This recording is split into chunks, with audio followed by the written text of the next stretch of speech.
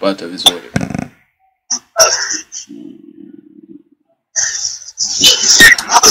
Kutokea mji mtukufu wa Tanga mpaka jiji la Dar es Salaam, sauti inaposikika kwa hivi sasa ni ripoti za michezo yanayoendelea na yaliyojili. Nadhani tumekuwa tukifahamishana kwa siku kadhaa zilizopita. Tulipata wasaa kuzungumza na Maalim Seifu Mipapa kutokea ardhi tukufu, mara nyingi huita hivyo ardhi ya Tanga. Kwa hivi sasa watu wa Lunyasi kidogo wamepoa, ni kama wanatamani kusikia tamko lolote kutoka kwa viongozi wao, labda barua rasmi kutoka kwa uongozi wao kuwa tarehe 25 watapeleka timu uwanjani. Maalim Seifu, kwanza nijue hali yako iko vipi?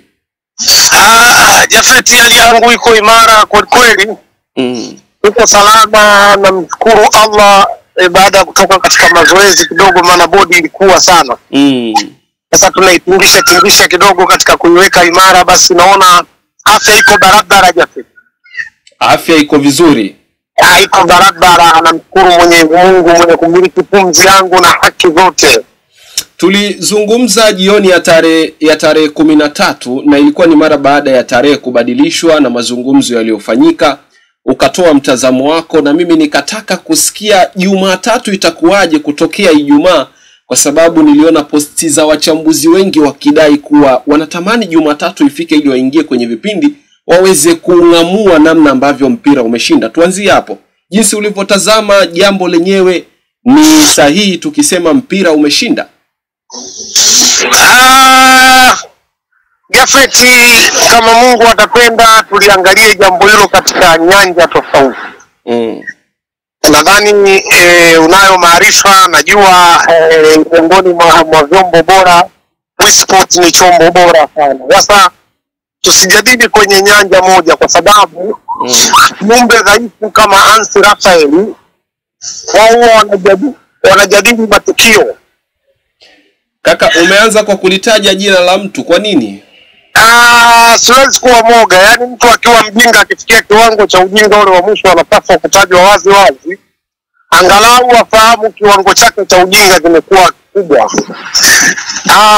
Mimi mwalimu wangu alinielekeza, anasema kanuni 3 za kufikiri. Niliwahi kuzungumza katika kipindi kimoja, nirudie na leo. Kanuni ya kwanza ni simple mind, kanuni ya 3 ni ordinary mind, kanuni kuu ni active mind. Mzirudia kwa utulivu ili msikilizaji akusikie kwa uangavu zaidi. Anasema kanuni ziko 3. Yuko simple mind, yuko ordinary mind, yuko na active mind.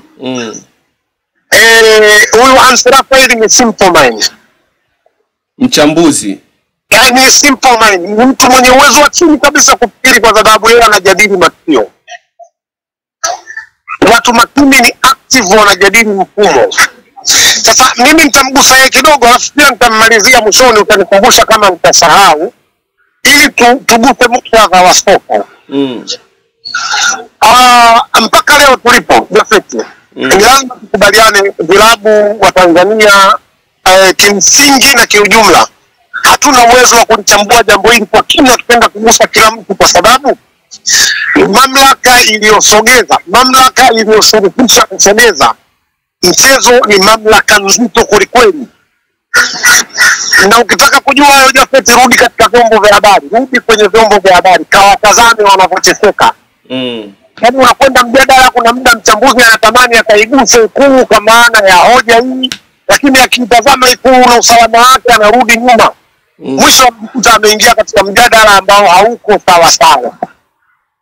Sasa Jafeti, huyu mchambuzi huyu mnayemuita jamani, kama mchambuzi ni yule jamaa, basi kiukweli uchambuzi Tanzania hakuna kama mchambuzi ni yule jamaa. Nitakwambia ni nukta gani anaonyesha kuwa ana maarifa madogo, na utamgundua mtu mwenye maarifa madogo, Jafeti, msalau kwa udogo. Kama ana uwezo, kama anao uwezo, arekebishi hivyo. Yani jamani, mdhaifu kabisa na sini ya Mungu. Jafeti, kimsingi mpira ndio huu ambao tulikuwa toka mwanzo mpaka leo tulipo, lakini mpira ndani yake una changamoto zake, si ndio? Jafeti, mamlaka kwa mfano TFF, bodi ya ligi, na mamlaka nyingine si huwa zinafanya kazi kulingana na sheria au zinafanya kazi kwa utashi? Sheria, taratibu na kanuni zinazoongoza. Ikija mamlaka ikasema sisi tumevunja mechi hii kwa sababu tatu zifuatazo: tumeona usalama ni mdogo; B, tumeona kuna viashiria vya rushwa; ya tatu niweke mimi, tumeona kuna maagizo nje na utaratibu. Tutavunja mechi hii tukitumia kanuni ya 34. Wanakuwa wametaja nini hapo? Kanuni. Wewe ukasimama ukasema umenielewa? Tabia ya kuzuia wala kufanya mazoezi isababishi kuvunja mechi. Wao wanasema tumeona viashiria hivi ambavyo uamini siamini tu wametaja viashiria. Mkalitetea hili jambo kwa muda wote, wakasimama watu wakasema hapa wamependelewa Simba, wamefanywa hivi. Kumbe maana yake kimsingi wewe unasimamia nini? Kanuni Ama kanuni gani nyingine iliyotumika kuilisha tarehe 15 ili ukakae studio useme mpira umeshinda? Ndipo hapo unapoanza kujiulizia maswali. Yaani ndio unapomuona kwa huyu jamaa ubongo wake una shida bro. Na licha kwa ubongo una shida, huyu jamaa anatumika, yani huyu anatumika. Na kwa sababu umri wake ni mdogo, kuna muda anashindwa kujua muda huu natakiwa nizungumze nini. Nitakwambia mfano mdogo. Jana wakati wanashindana yeye na Geoffrey, mimi nilifuatilia kipindi. Wakati wanashindana wanakutana katika hoja yeye na Geoffrey alielekeza mambo 4 ambayo Yanga wameyapendekeza ili yakifanyiwa kazi wao watacheza mechi, ndio? Kwani walisema haya mambo yatangulie ili wacheze mechi au walisema mpaka yafanyiwe kazi? Walizungumza la kuhusiana na bodi ya ligi kuwa huru linaweza likafuata, ila la hawa kujiuzuru lipo ndani ya uwezo wao na wanaweza kalifanya, na lao kama litafanyika tarehe isogezwe mbele. Mmoja ameandika barua mwenyewe kujiuzuru, ndio? Huyo ni mwenyekiti wa bodi ya ligi. Naam. Nikatoa sababu za kuandika barua, nadhani sijui kama nilijadili katika kituo chako. Barua za kujiuzuru. Mguto alijiuzuru kwa sababu mamlaka yake imeingiliwa, huo ndio ukweli. Mguto alijiuzuru kwa sababu mamlaka yake imeingiliwa, lakini Saifu kwa maelezo ya Mguto mwenyewe hauoni kwamba alikuwa anatosheleza kujiuzuru? Kwa sababu uwezi kujiuzuru kwa sababu ya kusema kwamba vilabu vya Simba na Yanga vina idadi kubwa ya mashabiki nyuma yake, ni vilabu ambavyo vimebeba hisia za watu wengi. Mazungumzo ya aina hiyo huoni kwamba unakuwa umeshindwa kutafsiri tatizo kwa kanuni ama sheria, ila unaangalia kwa idadi ya watu watakaohudhurika na maamuzi ya wasimamizi wanaosimamia hizo kanuni? Hapana. Japeti, inawezekana Mguto amezungumza Kiswahili na mimi ni Mswahili. Japeti, tuanze hapo. Mguto anasema Simba na Yanga nyuma yake zina idadi ya mashabiki wengi kweli kweli. Unadhani aliyepiga simu geti lisifunguliwe sio shabiki? Pengine ni mwanachama kabisa. Anaanzia katika ushabiki, mwanachama sichukua kadi. Huyo mtu ana mamlaka. Tuashumu kwanza ni shabiki, maana yake ili nikachukue kadi kwanza ni shabiki hiyo club. Ni sawa? Hawapo ambao washabiki na kadi wanazo.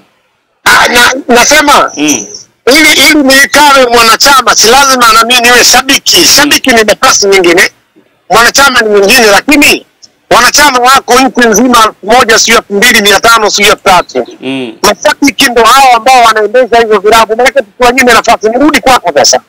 Baada ya Mguto unasema timu hizi zina mashabiki wengi, naenda kuwazungumzia mashabiki. Tutoke katika ngazi ya wanachama kwanza. Aliyepiga timu geti lifunguliwe ni shabiki. Unaelewa Jafeti? Nakuelewa vizuri. Shabiki huyu ni mmoja katika wengi ambao wanaufurutisha mpira. Kwa usalama wa Mguto ni lazima kuna muda upishe hawa mashabiki ambao wawe wana maarifa sawasawa na mpira, wasiwe na maarifa sawasawa na mpira, lakini kwa sababu hawajui wanachokifanya kisha wao wafanye kazi, kwa sababu mimi ndio mwenye mamlaka. Jafeti, inapaswa kusema ndio au sio, inapaswa kusema mbichi au mbivu. Ukinisogelea ukaniambia hii ni mbichi, siwezi kusimama mbele ya hadhara nikasema nimeondoka kwa sababu Juma ameniambia hii ni mbichi. Hapana, mimi nitaondoka kwa kusema kwamba nimepicha nafasi zifanye kazi, nimepicha hizi simu kwa sababu zina nguvu na zina maamuzi. Kwa nini? Nitakwambia kwa mfano. Ilipotengenezwa tukakutana tarehe 15 kwa maana ya kucheza, kelele zilipigwa na mashabiki wa kawaida wa chini wa Yanga na zikapigwa na baadhi ya viongozi tukaona na wengine wabunge ambao hawatambui mpira na hawajui wanachofanya walipiga kelele katika bunge. Umeona? Lakini msimamo wa bodi ukawa ni ule ule. Jafet, tunadhani kwa nini msimamo wa bodi ulikwenda kubadilika? Wenye mamlaka tofauti na mpira walivua mamlaka yao wakaenda kuvamia mpira. Watu hawajui sisi tunazungumzia. Jafet, ngoja tuweke sawa sawa baadaye watu wasije kupata shida wakatuuliza maswali. Jafet, hakuna mtu yoyote kudhani kama hivyo. Hakuna mtu yoyote ambaye shabiki wa Simba ambaye yuko strong kweli akaanza kumlaumu Samia. Jafet, president kwake kilikwenda kitu mwisho kabisa. Chini waliwachwa watu ambao wana nafasi, wana mamlaka, watu ambao wana kila kitu walimaliza jambo. Inaonekana lilishindwa kumalizwa kwao. Kwa nini? Bila ukitimba na vitu vingine.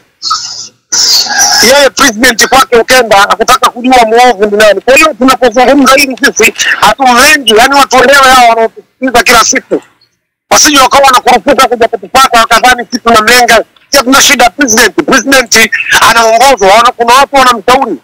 Sasa hao wanaomshauri wanaonekana ni vianga hawa watu. Kwa hiyo Mguto, Jafet, nirudi kwa Mguto, msingi wangu ulipo na mtambulia huyu ambaye mpira umemshinda maskini ya Mungu, ameenda studio kama jangala tu anachekesha. Mguto ukisikia kauli yake maana yake Mguto anaumia kuwa mamlaka yake imeingiliwa. Anapisha mashabiki ambao wana nguvu kuliko mamlaka husika. Umeelewa sio Jafet? Sasa ukitafuta mapendekezo yale ambayo Yanga walipendekeza yafanyike, hakuna Jafet hata moja lilofanyika. Hakuna hata moja lilofanyika kwa sababu barua ya kwanza ambayo inawakili Yanga kucheza imejibiwa kabla Mguto kuandika barua kujibu. Na nadhani Almas Kasongo anasaini nani zile barua za kujiuzulu? Zile ripoti ambazo tunaziona zile huwa anasaini nani? Ripoti lazima zitoke kwa mtendaji mkuu. Maana yake lazima mtendaji apitie ripoti na lazima iende, hairuhusu ripoti kwenda.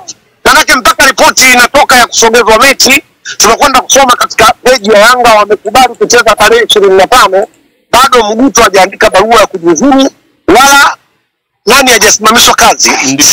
Executive officer bwana Almas Kasongo. Umeelewa sio? Sasa kwenda upande wa pili. Kwani Jafet, ili uonekane mpira wetu umeshinda, ni lazima Yanga wawe na madai tu mpira ushinde? Au Yanga wamedai kwa maana wanataka mpira wa Tanzania uwe na haki, ndio? Kwa jinsi ilivyo ni walikuwa wanatafuta maslahi. Tusafiri na wao, wanataka Tanzania mpira uwe na haki, tukubaliane sasa mimi na wewe ndio, afu nikuonyeshe zimevunjwa na hawajawahi kuzungumzia. Walikuwa wanatafuta haki na haki ilikuwa inatafutwa kwa upande wao. Si ndio maana huyu mmoja anasema mpira umeshinda. Asio yeye tu wanaozungumza hilo swala wapo wengi, labda wewe umeamua kumchagua yeye tu. Ndio mtu ambaye huwa anamfuatilia mara kwa mara na hata nifikiri na wewe hapo mtazungumza na wengine. Hivi mtu mmoja kudhamini vilabu 6-7 ni haki? Vilabu viweze kujikwamua au kujinusuru kwenye hali mbaya za kiuchumi. Ikiwa vimeshindwa kujinusuru kwa njia nyingine, kumpa mtu mmoja ambaye ana interest na klabu fulani, hiyo ni haki? Ni haki, ndio maana bodi ya ligi wakalipitisha. Kwa hiyo jambo likipitishwa na bodi ya ligi linakuwa haki, manake tarehe 8 kuwa mechi ilikuwa ni haki kwa sababu bodi ya ligi ilipitisha. Kwa sababu wao ndio wenye mamlaka. Kwa hiyo watu walilalamikia haki gani wakati wenye haki walifanya mamlaka? Wao ndio waliona wamekandamizwa, ndio maana wakaitafuta haki. Kwa hiyo na yacha tukubaliane kuwa kumbe kilichokuwa kinafanywa ilikuwa ni watu wanatetea maslahi binafsi, sio haki. Yaani tutoe neno haki tu, ukiweka haki narudisha maswali kwako, hata simama wewe kwa sababu nafahamu una weledi mkubwa. Mstaki haki. Waone wanasema mpira umeshinda nao wako sawa. Hiki jaricha kujili na watu wangapi? Kwa unapokwambia mpira umeshinda maana yake unazungumzia haki. Sasa nataka tutazame haki katika nukta zote. Kwa nini tazame kwenye nukta moja? Lakini watu wameshambulia hichi ambacho kinaitwa wao watatuambia ni haki, sisi tunasema sio haki kwa muda wote, na bado bodi ya wadhamini hiyo umeelewa kupitia TFF ndio alipitisha hilo jambo ambalo sisi tunaliona sio haki ndani yake. Unapokuambia mpira umeshinda katika nukta gani brother? Katika Almas Kasongo kujiondoa. Wewe unatafuta haki, unatafuta haki katika mlango gani? Jambo la kwanza. Na jambo la pili, watafuta haki, kuna mtu yuko kwenye bodi ya wadhamini ya Yanga lakini ana club. Swali la msingi Saifu. Naam. Simba anapopigania udhamini uliopo kwa hivi sasa baina ya mdhabuni kwa upande wa mavazi ya Young Africans Ghalib Said Mohamed na bidhaa zake anazozitangaza kupitia vilabu vingine, kwenye hili analolipigania Simba Sports na kelele zinazopazwa mara kwa mara kwenye vyombo vya habari, anapigania haki ya kimpira au anapigania maslahi ya kwake binafsi dhidi ya vile viashiria vya unafuu au uaueni ambao unaonekana dhidi ya Young Africans? Haki ya kimpira ukiwa unaipigania huwa inamsaidia mtu mwingine. Lakini kuna maslahi binafsi kupigania yanakuwa ni yako. Kwa mfano, mgogoro uliokuja hapa juzi ilikuwa ni maslahi ya Yanga, sio haki. Haki ukifanya inawafeva watu wengine. Kwa mfano, saizi kuna timu inaitwa Azam FC. Azam wanafukuzana na Simba na Yanga naye kutaka kutoa ubingwa huu. Ndio sio? Sahihi. Ikiwa kuna matokeo yoyote ambayo yanapangwa yakawa yanamfeva Yanga kwa vilabu vingine, hayamuathiri Azam? Lazima atakuwa muathirika. Kwa hiyo Simba akipigania hilo likaondoka na Azam atakuwa ametetewa.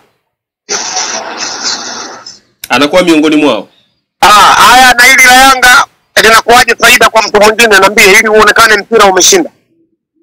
Lakini nimezungumza jambo la pili, Jafeti. Kuna mtu yuko kwenye bodi ya wadhamini ya Yanga na ana klabu, ni mmiliki wa klabu. Vipi hiyo haki? Ni mmiliki au ni mlezi? Mmiliki kabisa wa klabu, wala hajalea. Amenunua kutoka huko, watoke hapa saizi waende TAKUKURU wakaitafute Singida. Nani ana uwezo pale Singida wa kuimiliki ile Singida? Nani? Ina chanzo gani Singida ikasajili wachezaji mpaka kutoka Afrika Memosa? Hii vipi? Yanga waoni kuwa ni haki? Unaniuliza au unawauliza? Ndio nauliza na mimi swali, watajibu wao. Wewe una haja ya kuuliza, usije ukaambiwa ni shabiki wa Simba. Kwa unapotabia haki, Jafeti, unapotaja haki, unataja haki kwa msingi gani? Unaelewa? Kwa hiyo turudi kwa mtu anayetumika. Sikiliza Jafeti. Nataka nijue kwa nini unasema anatumika? Dalili zipi ambazo zimekufanya wewe utoke kifua mbele kuzungumza kwamba anatumika? Anatumika na kina nani? Kwa ajili ya nini? Kwa manufaa gani? Mara takriban 3 nimejaribu kumsikiliza, huwa anajisahau. Yaani yule anaitwa, anaonyeshwa vitu, halafu katika studio wenzio wakati wanambishia anatamani kusema kilichomkuta hapo, anasahau. Kuna siku wenzio wote hawakuwahi kusoma zile page za Yanga zile katika barua yao. Yeye akasema ameziona zile page. Akawa ananukuu maeneo ambayo wenzio hawajaona, wakamwambia tuletee. Hiyo wazi maana yake alikaa na mtu ambaye anazo hizo page na akamuonyesha. Hilo jambo la kwanza. Umeelewa vizuri? Jambo la pili, jana wakati wenzio wanamfanyia madai kwamba wewe bwana alikuwa anaulizwa katika swali gani? Ngoja nikumbuke. Yes, alikuwa anaulizwa juu ya kujiuzuru. Aliulizwa mbona mahitaji ya Yanga walikuwa yanaonekana wanayahitaji hayajakamilika, ili wamekubali kucheza wakati barua aliyesaini ni miongoni mwa watu wao, lakini bado kina kidau na wenzie wapo. Akasema subirini, ni swala la muda. Ndio basi hatuwezi kujadili kama swala la muda, maana yake wewe unafahamu hiyo ni njia ya pili ya kuonekana unatumika, maana yake wanaokutumia wanakueleza kila taarifa ya kwenda kufanya. Hiyo jambo linalofuata. Lakini kuonyesha kwamba wewe sio mtu unayetumika na unasimamia haki. Ukiulizwa swali, hebu tuambie ni kanuni gani zimetumika hapa katika kuainisha mechi ya tarehe 15, unasema waulizwe watu wengine. Yaani waulizwe wao wailisha ndio wanajua kanuni gani. nne kuonyesha unatumika, umejaribu kushabihisha mamlaka ya kiserikali na mamlaka ya mpira ukitaka zile pamoja. Wakati huo hawa wenzio wakionyesha kuwa hii mamlaka iliyoingilia haiko sawa sawa, watakuwa na kesi, maana yake watakuwa wamemnajisi president. Na hata mimi sikubali na president ananajisiwa, umeelewa? Hata mimi sikubali, kwa maana naheshimu president. Kuna siku nimesema naheshimu milango ya siasa, ndipo katika milango ya kimchezo, sawa. Lakini akakumbuka akasema, unajua, ngoja nikwambie. Sasa isikilize vizuri ilivyokaa, utakuja kugundua kwa huyo anatumika na ni mtu dhaifu hata kwenye kufikiri. Anasema, unajua upelelezi ulivyo, yani upelelezi unapokuwa umefanywa, mamlaka iliyoamua mechi isogee mbele, wao ndo wanacho vyombo vya kupeleleza. Jafet, pokea ile swali. Na yeye mwenye kitu ambacho hakiwezi kutafakari mpaka apewe vitu ndo aseme. Aliyemaliza mgogoro wa Faisal Toto alikuwa ni nani? Daktari Samia Suluhu Hassan. Mama Samia Suluhu Hassan. Faisal anasema aliomba mkataba wa miaka 2 akapewa 3, ndio sio? Kwa tafsiri hii maana yake Mama Samia aliwatuma usalama wakagundua kwa Yanga walikuwa wanataka kumuibia Faisal. Kweli si kweli? Kwa mujibu wa maelezo yake. Uhakika usalama hatuna, ila pengine labda lilibainika kwa sababu liliwekwa bayana. Yeye amepataje ili kujua kwamba mamlaka ya kiserikali ilipeleleza ikagundua kwamba haki ilikuwa ya Yanga, Yanga amenyimwa, alipataje? Na upelelezi walifanya kwenye nini? Lipi hasa alikuwa anahitaji upelelezi wa serikali? Yeye anajua kwa mujibu wa maelezo yake. Kwa sababu mamlaka zilizoingilia kati si mamlaka kubwa. Manake zinazo nafasi zinao takukuru, umenielewa, zinayo intelligence kwa maana ya usalama. Yeye sasa, yani unielewe mimi nilipo. Ikiwa yeye anatuaminisha haki imepatikana kwa sababu hizo, hata hatukubalie leo katika kitu kilichopita kwamba kumbe hata nyakati zile Faisal alitaka kudhulumiwa kweli na hawa Yanga ni wezi wanataka kumdhulumu, kwa sababu mamlaka iliyokwenda kutatua lile jambo ilikuwa ina uwezo wa kupata mawasiliano kati ya Faisal na engineer, umenielewa sijui? Naweza kupata mawasiliano kati ya Khalid na Faisal kwa maana Yanga walitaka kumuibia, anaweza akaja akatwambia hivyo. Jafet, tuwe makini sana na watu, yule kijana anatumika. Jafet, niweke kwa msisitizo bila kuhofia, anatumika. Sema shida yake ni moja brother, ukitumika unachokwa. Kwa sababu kwa hiyo anatumika wako chini. Saifu, ukiweka neno anatumika, na tunamjua na hudumu katika tasnia ya michezo, kila mtu atatafsiri kivyake. Anatumika na kuhudumu kwenye michezo, anatumika na bodi ya ligi, anatumika na TFF, anatumika na Simba au Young Africans. Weka bayana. Anatumika na Yanga, iko wazi. Hivi unamfahamu Jemedari Said bin Kazumari? Vizuri sana. Hujawahi kumuona anakosoa Simba? Mara kibao. Haya, naambia yule lini kakosoa Yanga? Yaani kwamba yeye kwake kuna mazuri tu.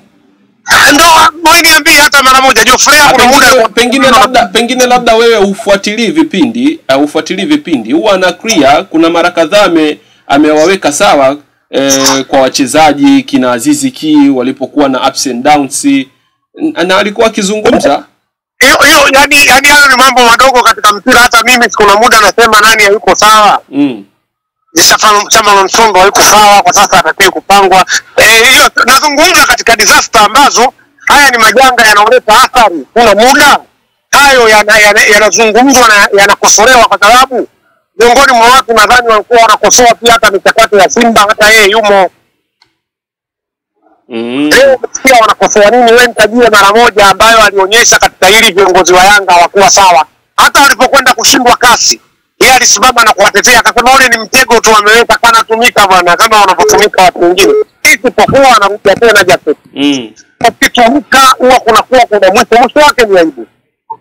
Kwa sababu utatumika katika vipindi vyote, kuna kipindi unatakiwa kuzungumzia mpira na wewe mpira hujui, umezoea kupewa taarifa za uongo. Kwa hiyo si tumsii tu, ni mtu mmoja, nisemeje, ni mtu mmoja maskini ya Mungu, anatia hata huruma. Tufunge mjadala, maana mimi niliuliza swali dogo tu. Saifu, mpira umeshinda? Hapana, mpira umefeli kwa 100%, kwa sababu mpira umevamiwa na viongozi wasio na nia njema na mpira. Mpira umevamiwa na viongozi wasio na nia njema na mpira, ambao wanamkwamisha president wetu, ambao wanataka kumtengenezea mgogoro kati ya president wetu na Simba. Inafaa nikwambie mfano. Umeona watu wa Simba na mashabiki wamekaa kimya. Ndio. Sasa hii kuna wakati watu wanasema jibu la mjinga ni kimya. Wanafikiria nini saizi? Wanajijibu wenyewe. Mashabiki wa Simba ukiwatazama katika nyuso, uone hawa watu wanaotengeneza hizi scenario wanamtengenezea tofauti kati ya mama yetu na mashabiki. Uone watu wanaotengeneza scenario wako hivyo. Taswira inaweza ikaakisi hivyo. Ndio, na ni ukweli. Na hata tukisema nabii mkubwa akitusikia atakiri kwa huu ni ukweli. Kwa nini?